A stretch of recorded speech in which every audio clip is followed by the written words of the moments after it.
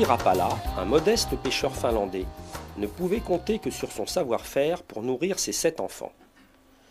C'est en observant le comportement des truites, perches ou brochets face à une proie que lui vint l'idée de fabriquer un leurre qui imiterait la nage hésitante d'un poissonnet blessé. C'est en 1936 que le premier Rapala, sculpté au couteau dans un morceau d'écorce de pin, vit le jour. Immédiatement, ce leurre prit du poisson, et pour satisfaire la demande de ses amis pêcheurs, Lauri dut démarrer une petite production artisanale. Il ne se doutait pas qu'un demi-siècle plus tard, ses fils dépasseraient allègrement le cap des 200 millions de Rapala vendus. L'usine principale est toujours située en Finlande, au bord du lac où Lauri Rapala fit nager son premier poisson nageur. Les premiers Rapala étaient fabriqués en écorce de pin. Aujourd'hui, c'est le balsa qui est la matière première la plus employée.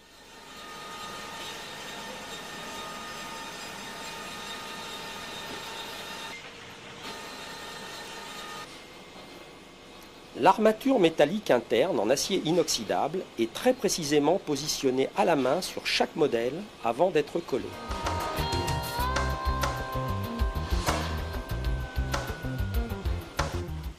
Comme autrefois, l'aspect extérieur des modèles flottants, qui imitent à merveille le revêtement d'écailles des petits poissons, est toujours réalisé à base de papier métallisé collé sur le balsa.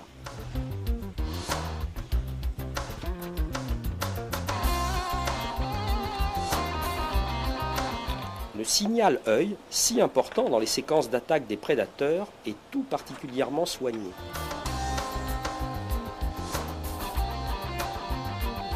Les usines Rapala produisent aujourd'hui 19 millions de leurres par an, soit environ 100 000 Rapala par jour. Mais tous les modèles, avant d'être mis sur le marché, doivent subir un test de nage en bassin, au cours duquel ils sont individuellement vérifiés. Ce test, pratiqué manuellement, est l'assurance que votre Rapala, quand vous le sortirez de sa boîte, nagera à la perfection.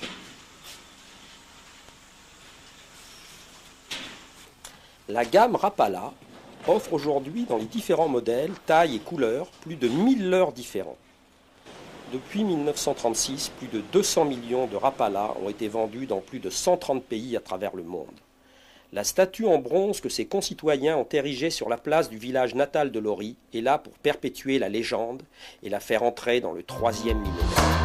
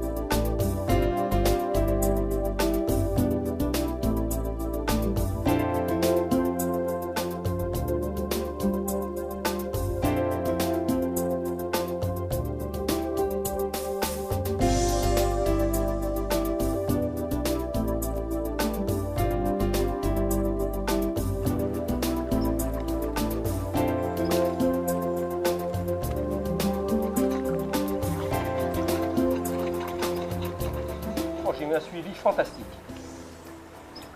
Il y a une très grosse truite. Malheureusement, j'avais pris un peu de salade. Très beau poisson. Poisson de plus du kilo, c'est certain. Vu la vague qu'il a fait quand il est venu sur le Rapala, je pense malheureusement pas qu'elle revienne. Elle ne l'a pas pris tout de suite et au bout d'1,50 m.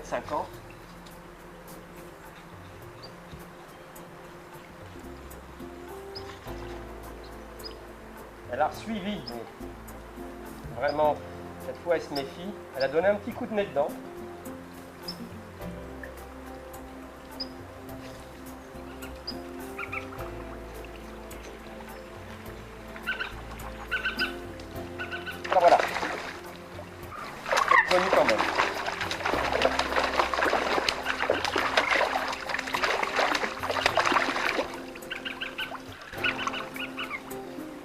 Ah, elle n'est pas si grosse que je croyais. Enfin, c'est un joli poisson.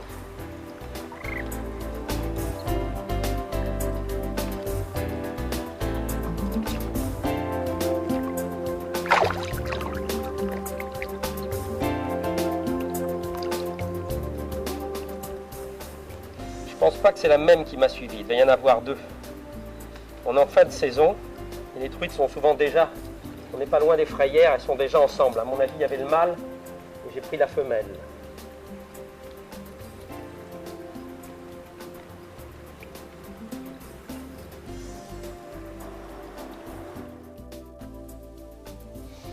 Alors un point que je veux aborder ici, c'est l'attache des rapalas. On voit trop souvent des pêcheurs, et notamment en France, attacher des rapalas, surtout les petits modèles. On verra que pour les gros modèles, c'est moins gênant, mais quand on pêche la truite avec des modèles de 5 voire 7 cm avec une agrafe. Alors l'agrafe, c'est très pratique, ça permet de changer sans avoir à refaire le nœud la couleur du rapala, voir la taille, voir on peut changer, passer d'un modèle plongeant à un modèle flottant. Mais cette petite agrafe, au nez d'un leurre qui a été équilibré pour nager à la perfection d'un petit leurre léger, cette agrafe va le déséquilibrer. Ce poids devant le nez du leurre va le déséquilibrer, il ne nagera pas de la même façon. Et des poissons comme des truites sauvages s'en rendront compte. Donc vraiment sur les petits modèles, et tout particulièrement sur les tout petits, même une petite agrafe, c'est le plus petit modèle d'agrafe que j'ai ici, ça va déséquilibrer la nage du leurre. Donc ces petits leurres, flottants ou plongeants, on les attache en direct sur le nylon. On verra tout à l'heure comment faire. Un autre inconvénient de l'agrafe, c'est qu'en cours de bagarre, très souvent, le poisson va remuer la gueule, notamment que ce soit une truite ou je ne parle pas du black bass, en secouant la tête énergiquement. Souvent, l'agrafe va s'ouvrir en cours de bagarre et ensuite, le moindre mou, et on perd le poisson. Un autre point très important, c'est le diamètre du fil qui doit être en rapport avec la taille ou le poids du rapala. On voit trop souvent, surtout encore pour les pêcheurs de truites, sur des modèles légers, utiliser un 22 ou un 24 centièmes. Bien sûr, d'abord, on aura du mal à les lancer, et surtout, ces leurres vont être bridés et nageront moins bien. N'oublions pas que ces rapalas, on ne le dira jamais assez, ont été testés individuellement, équilibrés en bassin pour nager à la perfection, et un petit rapala, on devrait chaque fois qu'on peut utiliser la ligne la plus fine possible, qui n'entravera pas le rapala non seulement dans le lancer, mais également dans sa nage. Alors un leurre comme ça, aujourd'hui, les nylons du commerce, un 16 centièmes pour pêcher la truite tient plus de 2 kg. Ça devrait être amplement suffisant pour pêcher avec des modèles de 5 cm. Quand on va pêcher le brochet, si on met un 40 centièmes sur un rapala de cette taille, ça va le brider. Donc un 26, 28 centièmes est amplement suffisant. Alors bien évidemment, si on utilise des grands modèles, là on pourra mettre un 50 centièmes. La nage ne sera pas gênée. Donc le diamètre du fil, très important, doit être en rapport du leurre. Un petit leurre comme celui-ci ne devrait jamais être utilisé avec un fil plus gros qu'un 14 ou un 16 centièmes.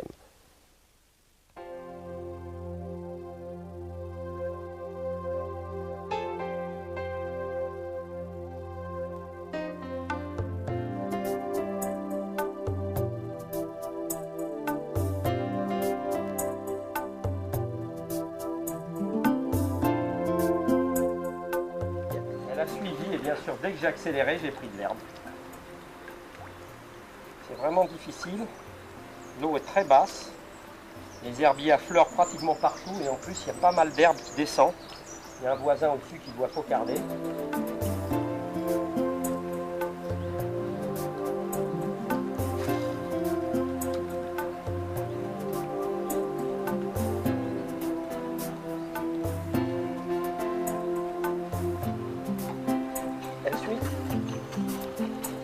Ah, mais il y a de l'herbe.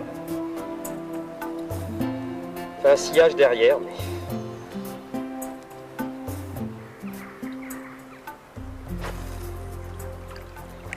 Alors là, dans cette eau très basse, avec des poissons très méfiants, il faut essayer de lancer le plus loin possible et donner des petits coups de sion, faire nager le rapala comme un verron blessé au-dessus des herbiers. C'est pour ça d'ailleurs que j'ai choisi cette couleur de rapala brun et doré, qui imite tout à fait le verron.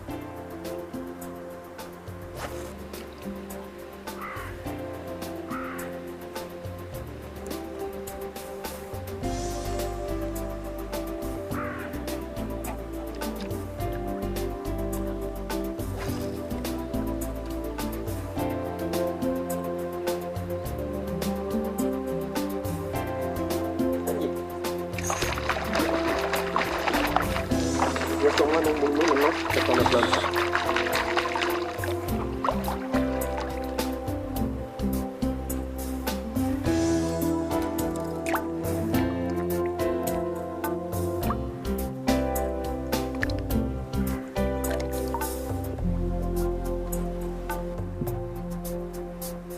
Le nœud qu'il ne faut surtout pas faire, c'est le nœud classique dit de cuillère et que beaucoup de pêcheurs malheureusement utilisent sur le Rapala, ce nœud de cuillère ou clinch knot, donc la plupart des pêcheurs connaissent.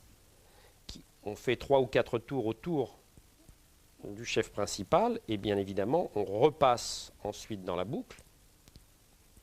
Alors ce nœud qui est un très bon nœud pour attacher la plupart des leurres n'est pas un bon nœud pour le Rapala puisqu'il emprisonne, puisque ce nœud emprisonne le nez, l'anneau du Rapala et peut très bien ensuite se retrouver lors d'un lancer et votre Rapala ne nagera jamais bien dans l'axe parce que lors des lancers, votre nœud va se retrouver prisonnier sur le haut du leurre, quelquefois sur le bas, très souvent sur le côté et comme il est serré, votre Rapala ne sera jamais bien présenté et ne nagera pas naturellement.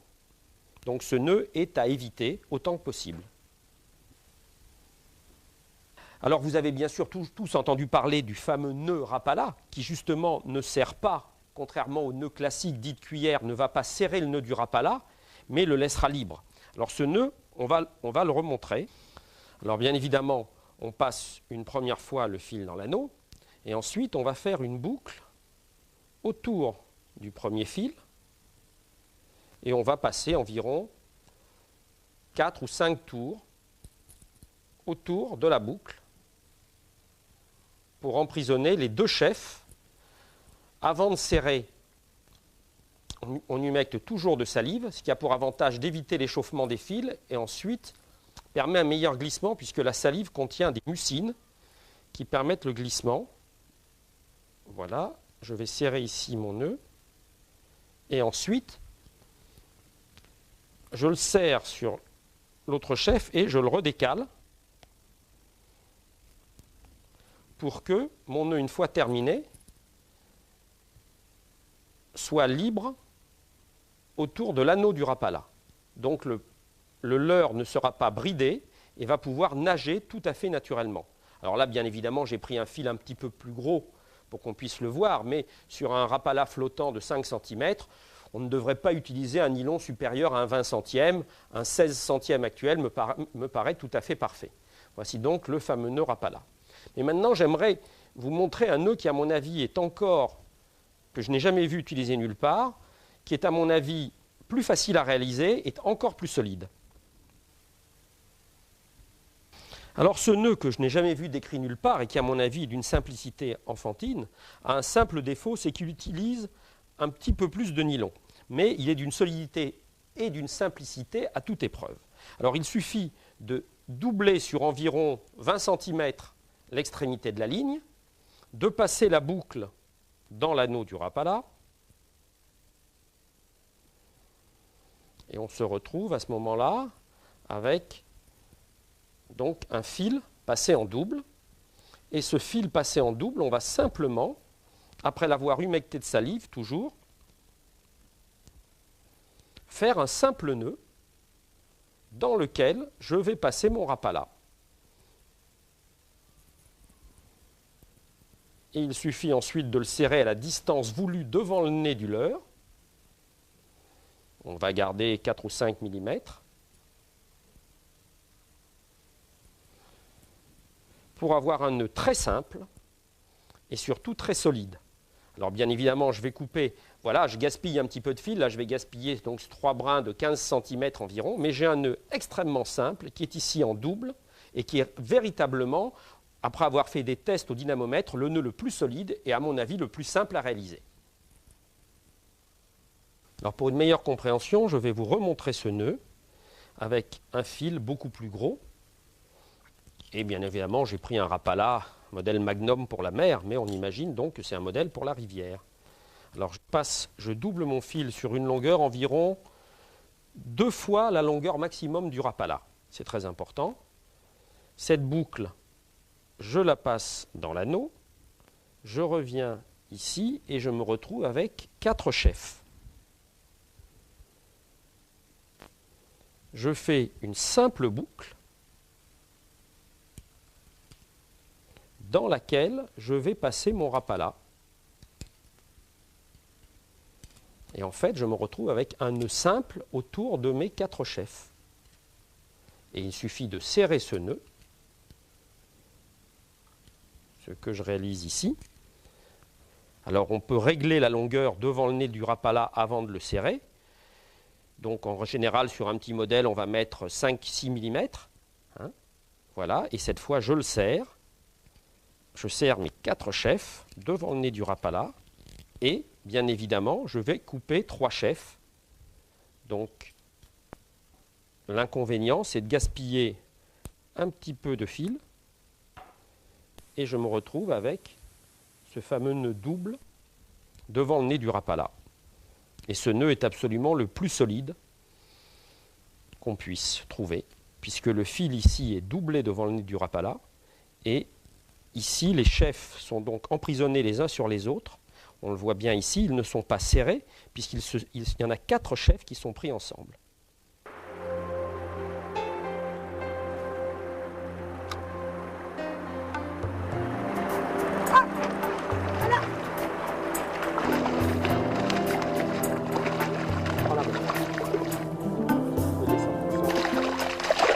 C'est une vraie sauvage. Hein. Ah oui, elle est belle.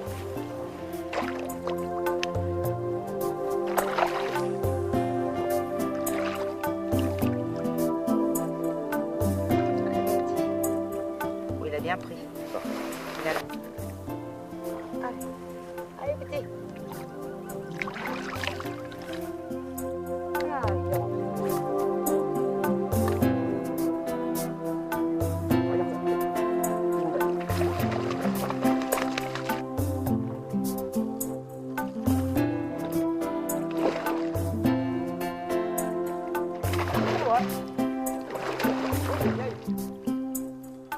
C'est une grosse sac.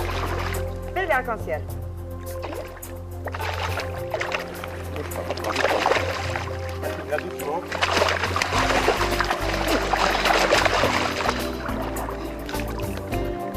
Attention. Oh, qu'est-ce qu'elle est belle. Et elle va lâcher, comme on voulait.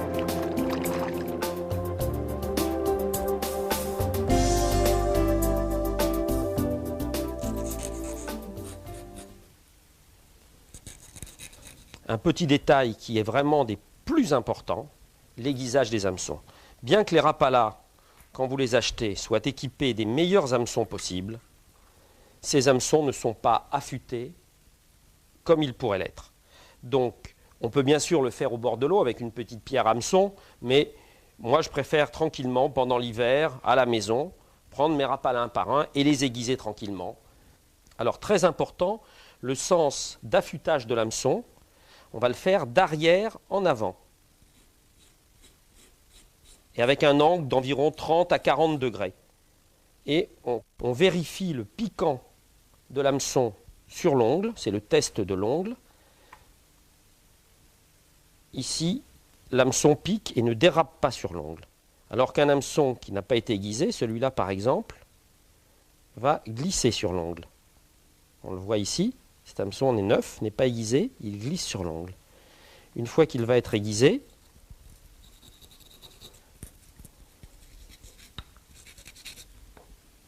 cet hameçon va accrocher sur l'ongle. L'affûtage des hameçons est, à mon avis, une chose primordiale, parce que le ferrage n'intervient pas toujours dans des bonnes conditions. Quand on pêche avec du nylon, un ferrage à plus de 15 mètres, 20 mètres, comme c'est souvent le cas, l'élasticité du nylon qui est au moins 20%, donc le ferrage ne va pas être, surtout sur des fils fins, ne va pas être très efficace.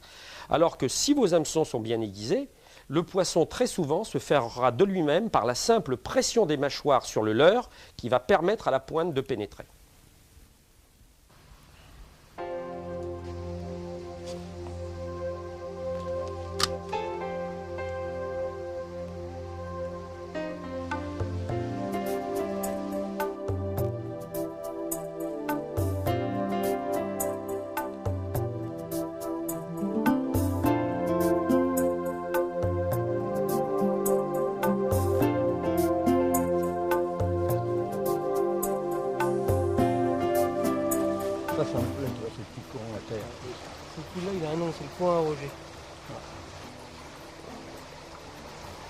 change pas de modèle, moi je prends toujours ce petit là pour ici. Je vais garder ça.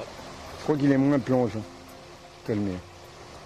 Il va un peu moins profond, Ouais, mais ouais. moi j'aime bien sa couleur, tu vois. Pour le jour, toujours, et puis bon, ce soir je vais changer, tout simplement.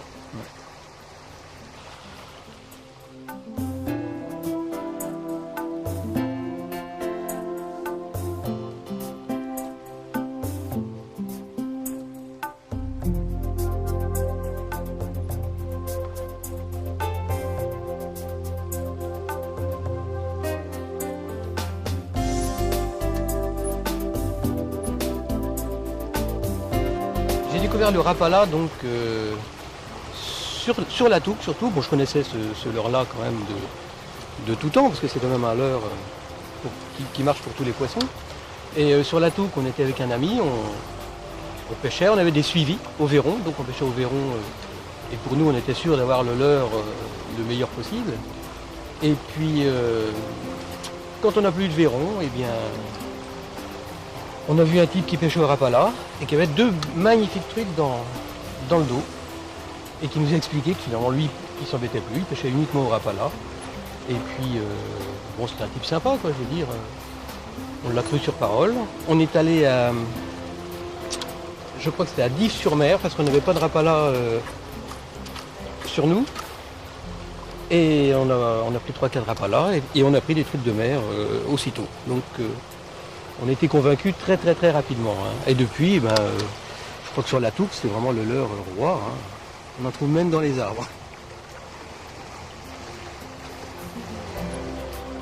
J'insiste un petit peu cette place-là parce que j'ai des bons souvenirs et je dirais des souvenirs très récents. Puisque dimanche dernier, j'ai fait ici, là, en peut-être 15 mètres, j'ai fait deux superbes trucs de mer. Donc, une d'1,8 kg et une de 7 livres. Et j'aurais tendance à penser que finalement, il y en a d'autres dans le pool, quoi. Hein. Le meilleur de mes Rapala, je dirais, mais je ne sais pas si ça venait du Rapala lui-même, m'a fait prendre 29 truites de mer, donc, dont ici la 29e. Donc j'ai trouvé que c'était un leurre très économique finalement. Prendre 29 poissons avec un leurre, je crois qu'on ne peut pas faire mieux, quoi.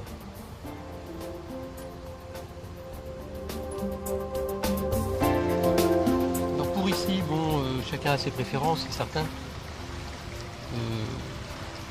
J'ai tendance à penser que la truite de mer est un poisson assez fantasque et qu'il est attiré par les couleurs vives.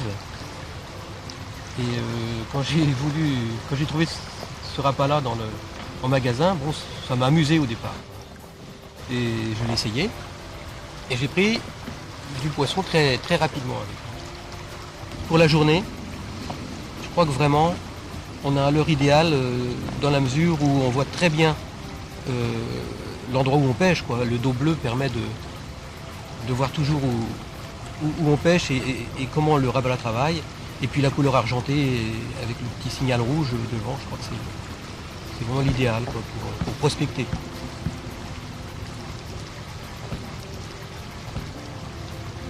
J'utilise aussi donc le modèle Véron, qui a vraiment une couleur intéressante, je trouve. C'est vraiment une réussite. Hein. Dans l'eau, encore beaucoup plus, je crois, quand on le voit nager que quand on le tient dans la main. Donc je crois que pour des truites assez sélectives, dans des endroits où il y a des verrons, c'est vraiment, ça peut faire la différence.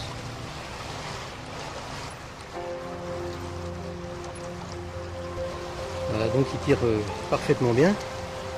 Donc c'est ce que j'aime dans ce leurre-là, parce que donc on est toujours en tension d'une part, et on sait parfaitement ce qu'il est en train de faire. Hein. S'il s'attire vraiment, c'est qu'il y a du courant.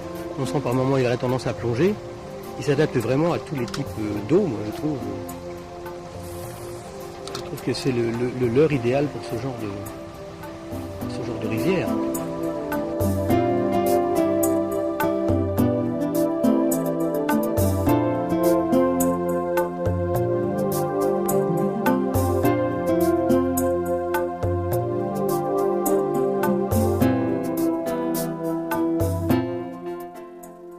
Touche magnifique, 2 coups de tête, gros poisson, et puis on voit celui-là. Voilà. Pourtant, magnifique rapala, des bons hameçons bien aiguisés. Heureusement pour les poissons, finalement, on en perd quand même de temps en temps.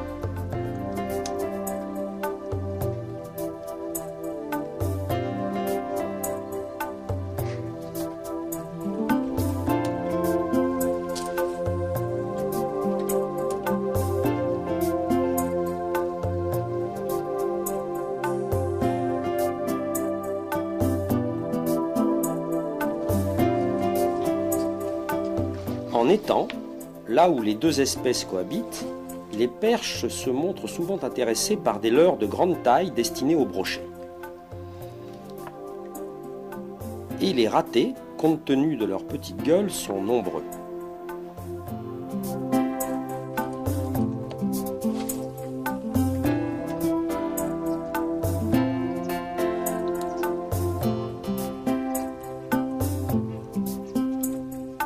Un modèle un peu plus petit, que l'on travaillera par brusque accélération, donnera pour les belles zébrées de bien meilleurs résultats.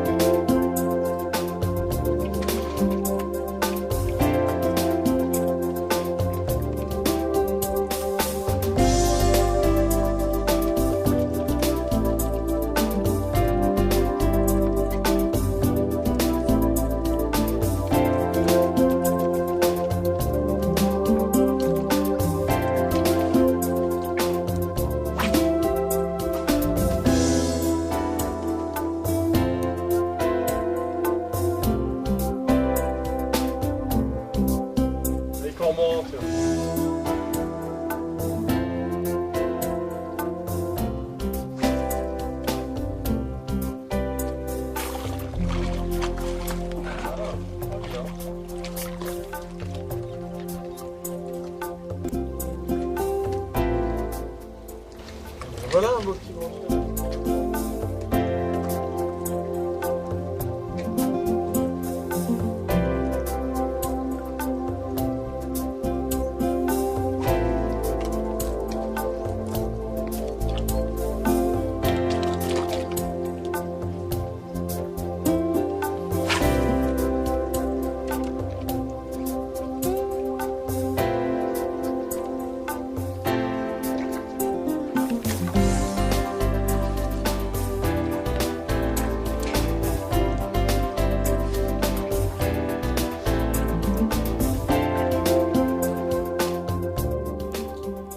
Une autre belle perche a été ferrée. Mais là où il y a des belles zébrées, il y a aussi des grands becs. Et ce brochet de plus de 30 livres s'est dit qu'une perche déjà prise sur un rapala valait mieux que 2 tu l'auras. De l'autre côté de la surface, le pêcheur a compris ce qui se passait et sait que sa tresse, à un moment ou l'autre, entrera en contact avec quelques-unes des 700 dents aiguisées comme des pointes d'aiguille et finira par casser.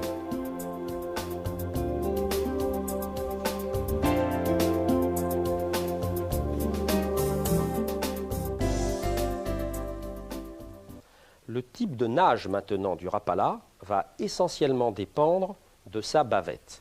Alors là, j'ai 2 rapalas identiques, ce sont des chadrapes. Un qui va évoluer à très faible profondeur, c'est le shallow runner, donc celui qui nage près de la surface. Et là, j'ai le grand plongeur, le deep diver. Et c'est simplement la bavette, son inclinaison et sa taille qui vont influencer la nage de ce rapala qui autrement a tout à fait les mêmes proportions, le même poids, la même taille. Il y en a un qui ne descendra pas à plus de 50 cm sous la surface, celui-ci, alors que celui-là peut descendre jusqu'à 3,50 m, 4 mètres, si on arrive à mouliner suffisamment rapidement au départ pour le faire plonger. Alors qu'est-ce qu'on remarque ici? Un rapala qui va rester près de la surface a une bavette très inclinée. Ce modèle-ci, dont la bavette est pratiquement perpendiculaire à l'axe de traction, va rester en surface. Il ne s'enfoncera pas, c'est pratiquement un popper. Au contraire, un modèle dont la bavette est pratiquement non plus perpendiculaire, mais pratiquement dans l'axe de la traction, plus la bavette sera dans l'axe de la traction, plus lors de la traction, le rapala va plonger, puisque la pression de l'eau va appuyer sur cette bavette et va le faire descendre vers le fond. Donc, il est facile de repérer, quand on les a sortis de leur boîte d'origine, où bien sûr c'est indiqué, si on a affaire à un rapala plongeant ou un rapala nageant près de la surface. Chaque fois qu'on aura une bavette dans l'axe du corps, rapala plongeant, chaque fois qu'on aura une bavette pratiquement perpendiculaire, légèrement inclinée, rapala qui va évoluer peu profondément, et quand on aura des bavettes comme ici, intermédiaires, on aura un rapala qui va nager à mi-hauteur. Donc selon l'inclinaison de la bavette et sa taille, on saura déjà si on a affaire à un rapala évoluant près de la surface ou près du fond. Alors, c'est très important, bien évidemment, parce que certains prédateurs, à certains moments, ne chassent que près du fond. À d'autres moments, en fonction essentiellement de la température de l'eau, mais également d'autres facteurs, vont au contraire chasser en surface. Donc, il ne servira à rien, dans un grand plan d'eau de 5 ou 6 mètres de profondeur moyenne, de chercher à prendre les cendres, qui sont souvent des poissons de fond, ou les brochets, qui vont se tenir à ce moment-là de la saison ou à ce moment-là de la journée sur le fond, à les chercher avec un leurre qui, quoi qu'on fasse, ne descendra pas à plus de 50 cm sous la surface, à moins de le plomber, bien évidemment. Mais enfin, autant pêcher avec des rapalas qui, à ce moment-là, des grands plongeurs, soit les nouveaux Ristorap. Alors eux, voilà certainement un des modèles les plus plongeants rapidement. Les grands, on en voit deux ici. On voit ici deux modèles très plongeants, avec des bavettes qui sont pratiquement dans l'axe du corps. Alors, autre très gros avantage de ces rapalas grands plongeurs, ici le fameux Fatrap grand plongeur, c'est que ces leurres, quand on pêche sous 3 ou 4, voire 5 mètres d'eau, puisqu'ils peuvent descendre à cette profondeur sans adjonction de plomb, il y a bien évidemment des obstacles immergés qu'on ne va pas voir, soit des rochers, soit souvent dans les étangs ou dans les grands fleuves, des arbres que les crues ont entraînés. Mais paradoxalement, ces leurres ont très peu de chances de s'accrocher dans des obstacles, parce que leur bavette très longue va les protéger. Sur le fond, si on tape le fond, on se rend compte que les hameçons sont très loin du fond, les deux hameçons, et on se rend compte à ce moment-là qu'on a touché le fond, on remonte un peu comme ils sont flottants, ils remontent de quelques centimètres, et on va pouvoir pêcher exactement comme on pêcherait au poisson mort manié. Et à chaque fois que la bavette va toucher le fond, elle va faire un petit nuage de sable ou de gravier, et ça c'est très excitant pour les prédateurs, c'est souvent ce petit nuage de sable que la bavette va soulever sur le fond qui va déclencher l'attaque. Et si je vais mettre ce morceau de bois qui peut imiter une branche d'arbre, quand ce rapala descend, va toucher l'arbre, c'est pareil, sur une branche, sur un tronc d'arbre, les hameçons sont toujours très loin, et à ce moment-là, le pêcheur qui pêche, un bon pêcheur de rapala, doit en permanence sentir les vibrations de son leurre, ce qu'on ne peut pas faire avec une cuillère ondulante, par exemple, ou une cuillère tournante. Et dès qu'on tape, immédiatement, on relâche et on va passer au-dessus de l'obstacle. On relâche de 2-3 secondes, le rapala remonte en se dandinant et on va passer derrière l'obstacle. Et très souvent, les prédateurs, bien évidemment, vont être embusqués. Le brochet est souvent embusqué contre la branche. Donc le rapala va d'abord taper la branche, mais ne va pas s'y accrocher. On laisse repasser et il replonge derrière la branche et c'est bien souvent là qu'a lieu l'attaque. Donc, gros avantage de ces rapalas à grande bavette, on les perd très rarement dans des obstacles immergés.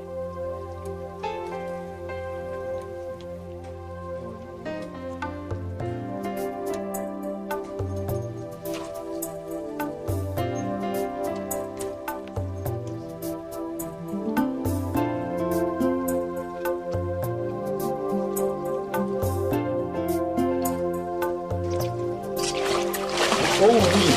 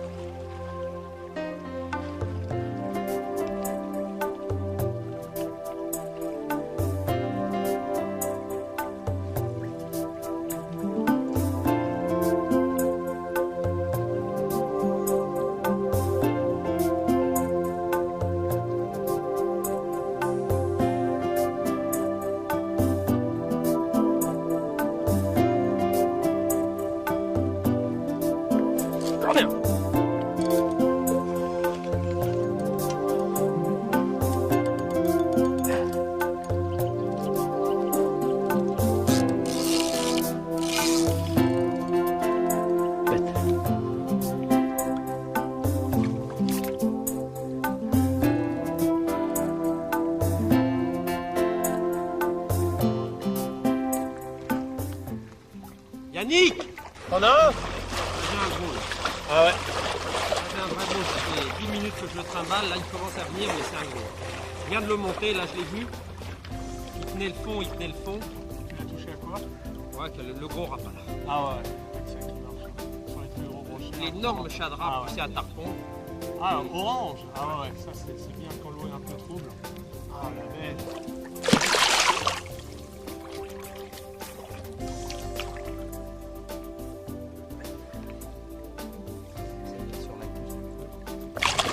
Bon, on va essayer de le prendre à la main. Hein. Amène-le-moi. Voilà. Ouais, ces rapala, les nouveaux, là, ces couleurs carassin, c'est vraiment extraordinaire. Ouais, ce matin, j'ai pas, Légèrement doré en plus. j'ai pas tapé beaucoup de petits, mais alors je voulais un gros. Ouais. Elle le là. J'entends son cœur battre. Grosse femelle. Ouais. Celle-là, elle a dû en manger des broches. Ah, c'est sûr.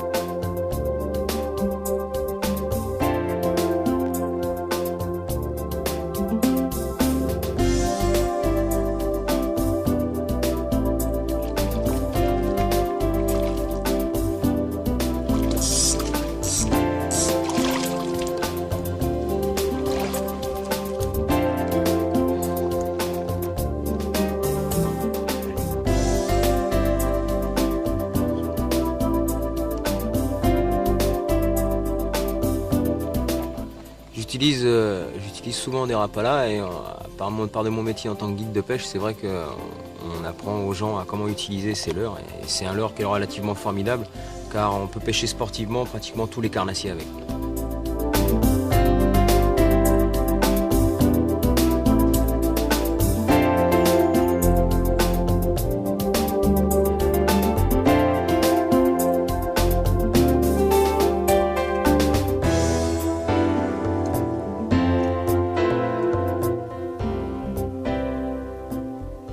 Alors les derniers nés de la gamme, qui eux ne sont pas à proprement parler des poissons nageurs, ce sont plutôt des poppers, bien qu'en surface ce sont les skitter pop.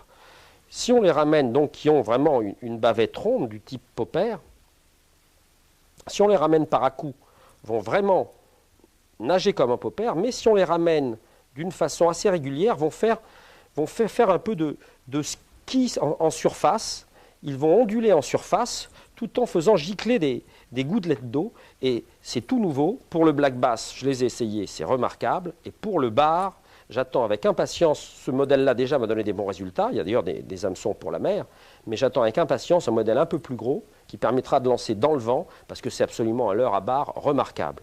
Alors les nouvelles couleurs également, ces couleurs sont absolument fantastiques, avec les dessins des nageoires, le détail des écailles, qui est fait maintenant par ordinateur, j'imagine.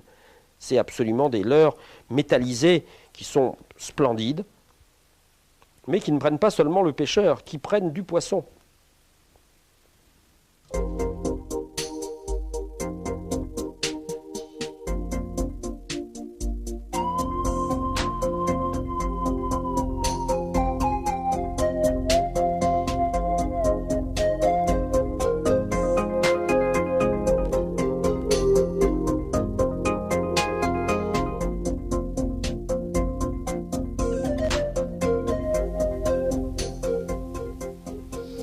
Alors, autre point très important, le plombage des rapalas.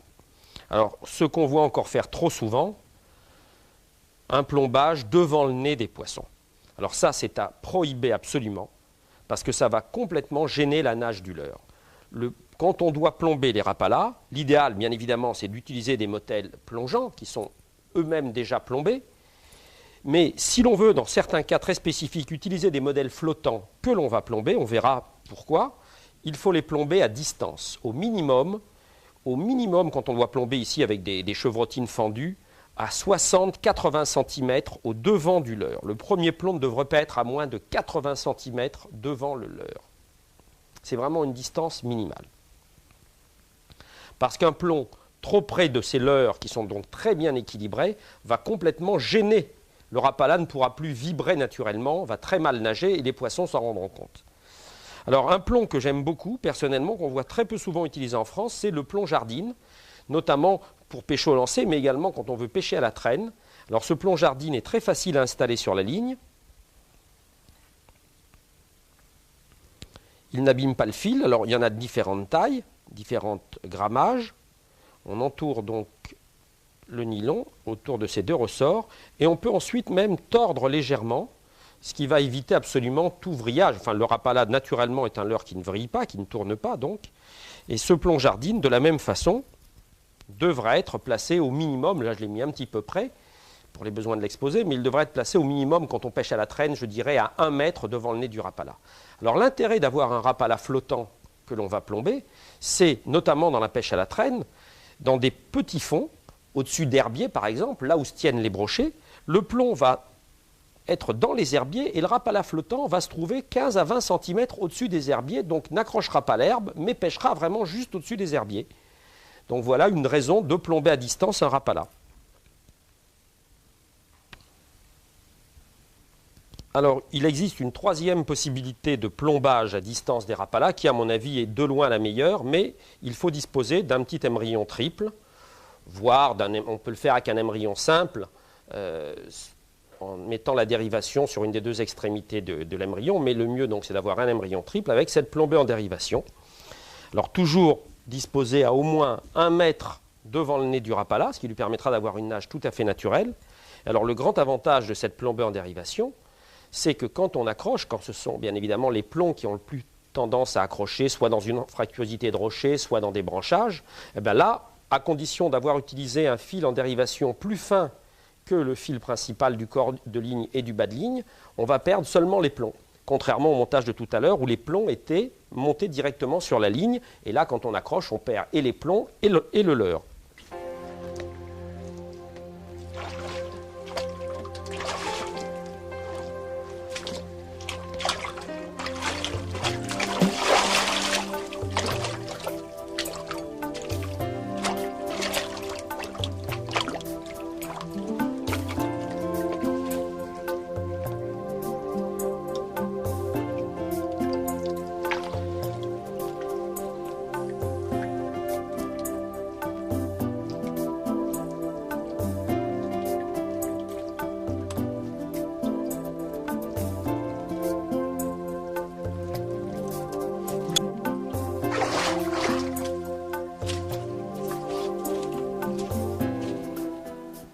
Alors, un des grands dilemmes de nombreux pêcheurs, c'est quelle couleur choisir. Et effectivement, quand on voit la gamme de couleurs que nous propose, de coloris, d'imitation même, que nous propose la maison Rapala, un pêcheur novice peut être un peu embêté.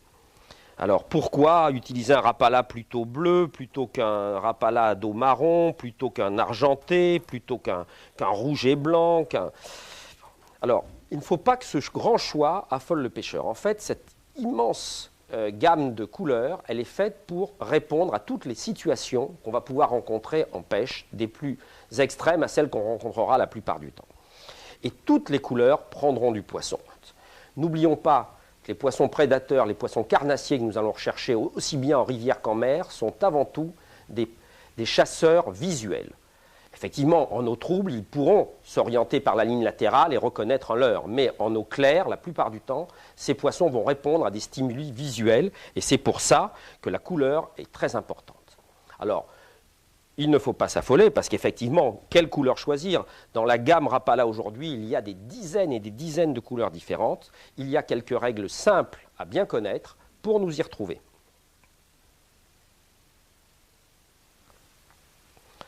Par temps ensoleillé et au clair, j'aime bien utiliser des Rapala de couleur claire, notamment le bleu, un grand classique, le bleu à flanc argenté, ou des modèles même plus brillants. En revanche, quand les rayons du soleil vont baisser sur l'horizon, notamment le soir, le doré, à mon avis, le dos noir ou brun à flanc doré, est vraiment le modèle pour les poissons très chasseurs, prédateurs visuels, comme la truite ou la perche, sont à mon avis beaucoup plus prenants. Et il ne faut pas nous étonner, la rétine des poissons est très sensible bien sûr, mais également très voisine de celle des humains. Et les ophtalmologistes se sont rendus compte, de même que les impressionnistes, c'est ce qu'on appelle l'effet Purkinje, que certaines couleurs, le bleu notamment, paraissaient beaucoup plus éclatants le matin, alors que l'orangé paraissait beaucoup plus vif le soir. Et on s'est rendu compte que l'argenté reflète beaucoup plus les couleurs proches du bleu dans le spectre, alors que le doré reflète beaucoup plus l'orangé. Donc, plutôt des couleurs dorées le soir et des couleurs argentées le matin. Ça, c'est une règle de base qui vaut ce qu'elle vaut, bien sûr. On pourra toujours prendre des poissons en pêchant avec du doré le matin, mais enfin, je pense que c'est une bonne règle de base. Alors, après, en eau profonde, il faut se rappeler que en dessous de 3-4 mètres, pratiquement toutes les couleurs sont absorbées. La lumière solaire est absorbée et pratiquement tout devient bleu. C'est le monde du silence où tout paraît bleu. Donc la couleur, quand on va pêcher profondément, notamment en mer ou en lac, même si l'eau est très très claire, la couleur qui persistera le plus longtemps sera le bleu ou le vert. Quand on va pêcher maintenant dans des eaux de crue, des eaux sales, rappelons-nous que ce sont les couleurs sombres, contrairement à ce qu'on pourrait penser, ce sont les couleurs sombres qui vont se voir le mieux. Le Rapala le plus brillant ne se verra pas dans une eau très sale. Au contraire, un Rapala très sombre sera ce qui se verra le mieux.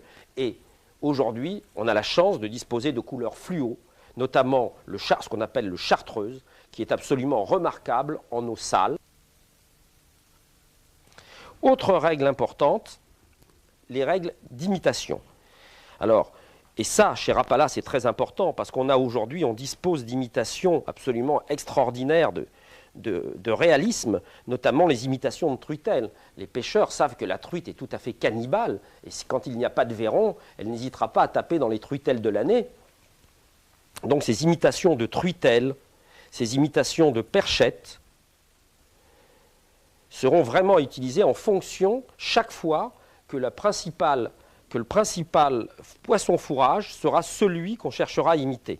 Alors là, la gamme est absolument immense, puisqu'on a des imitations de gardons qui sont, les nouvelles imitations de gardons sont tout à fait magnifiques, avec le dessous des nageoires rouges, les écailles, les imitations d'alose. Je ne sais pas si j'en ai sur cette table. Voilà un chat, une imitation d'alose.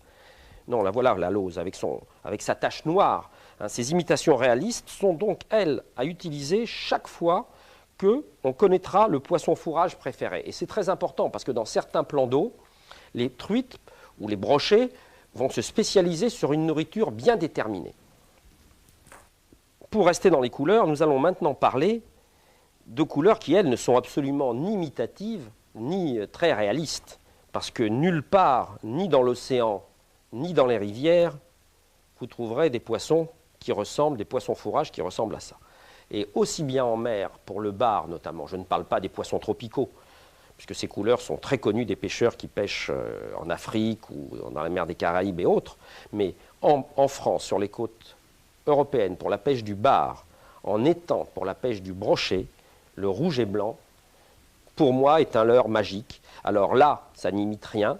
Certainement, ça va déclencher l'agressivité du carnassier, mais c'est absolument un leurre qu'il faut toujours avoir dans sa boîte. De même que les leurres orangés, qui eux non plus, ces leurres fluo orangés qu'on appelle les tigers, les tigres, n'imitent absolument rien de ce qui existe dans la nature, mais certainement, au moment de la fraie, beaucoup de poissons, les salmonidés en particulier, se parent de couleur orangée, et sûrement l'attaque à ce moment-là se fait non pas vis-à-vis d'une proie, mais vis-à-vis d'un concurrent.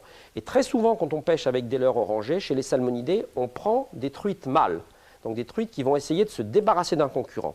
Donc il faut savoir, en fonction du moment, plus on approche du moment de la fraie, mettre des couleurs orangées, voire carrément des modèles orange, dans des petites tailles pour la truite, mais certainement que le modèle Carassin sera à ce moment-là aussi remarquable, mais les modèles carrément orangés, fluo, sont remarquables quand on approche du moment de la fraie, et là certainement l'attaque se fait par concurrence.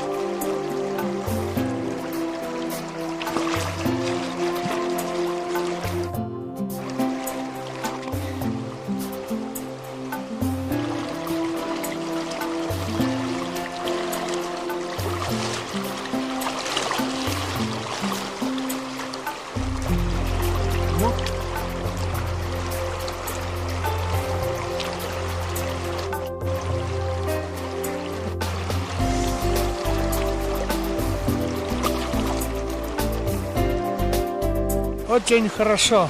Very good.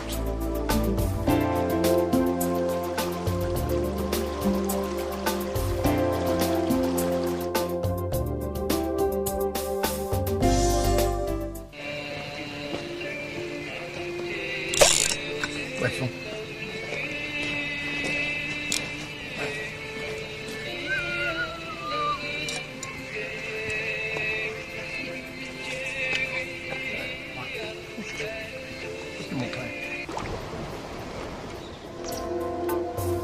Le voilà.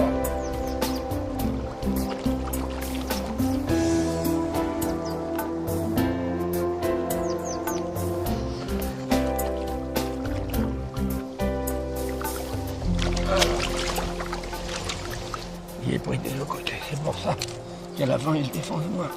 Aïe, merde! Il m'a bouffé le dos. Il y a ça là.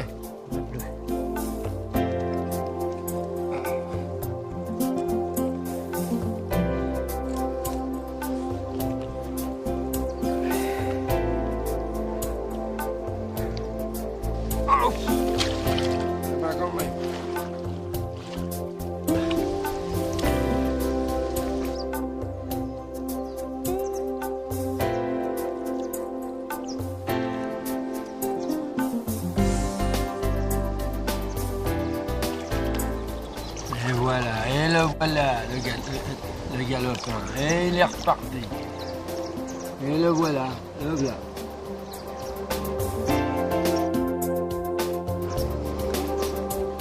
Il risque pas d'être repêché un jour parce que personne pêche là, il n'y a pas un hanneton.